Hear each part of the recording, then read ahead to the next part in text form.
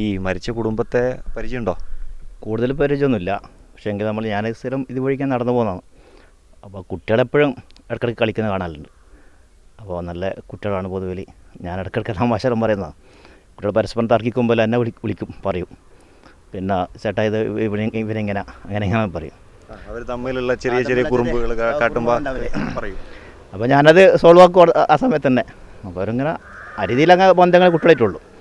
പിന്നെ വീടുമായിട്ട് അങ്ങനത്തെ കൂടുതൽ ബന്ധമില്ല. കാരണം രാവിലെ ആ ഒരു വാർത്ത കേട്ടപ്പോൾ വാർത്ത കേട്ടാൽ ഞെട്ടിപ്പോയി.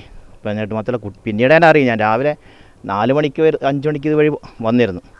അപ്പോൾ ഇന്നും സംഭവം അറിയില്ല. അപ്പോൾ അവിടെ കൂടിയിരുന്ന ആളോട് ചോദിച്ചു. അപ്പോഴാണ് ഇങ്ങനെയുള്ള വിവരം കേട്ടത്. അപ്പോൾ പിന്നീട് ഈ കുട്ടികളങ്ങനെ പോയിന്നെല്ലാം കണ്ടപ്പോൾ വല്ലാത്തൊരു മാനസികമായി വല്ലാത്ത വിഷമമായിപ്പോയി. പെട്ടെന്ന് കേട്ടപ്പം തന്നെ ഒരു കരച്ചിലൊന്നും അതിന് സംഭവം കേട്ടപ്പോൾ. കഴിഞ്ഞ ദിവസം വരെ കുട്ടികൾ കളിക്കുന്നതൊക്കെ കണ്ടതായിരിക്കും. കണ്ടതാണ്. കാരണം സ്കൂളില്ലല്ലോ. അപ്പോൾ കുട്ടികൾ ഉണ്ടാകുന്ന അവിടെ വെക്കേഷൻ ആയതുകൊണ്ട് എല്ലാ ദിവസവും പുറത്ത് തന്നെ ഉണ്ടാവില്ല. ഈ സമയത്ത് ഈ നേരത്തൊക്കെ പുറത്തുനിന്ന് കളിക്കേണ്ട കുട്ടികൾ കളിക്കുന്നുണ്ടോ.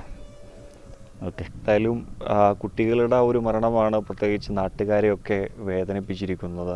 ആ ഒരു വാർത്തയുടെ നെറ്റലിൽ തന്നെയാണ് സമീപ പ്രദേശവുമുള്ളത്. കുട്ടികൾ ഈ വെക്കേഷൻ ആയതുകൊണ്ട് തന്നെ പുറത്തിരുന്ന് കളിക്കേണ്ട ആ ഒരു സമയമാണ്. ഈ സമയങ്ങളിലൊക്കെ 2 കുട്ടികളും പുറത്തുനിന്ന് കളിക്കുന്ന ഒരു നേരമാണ്.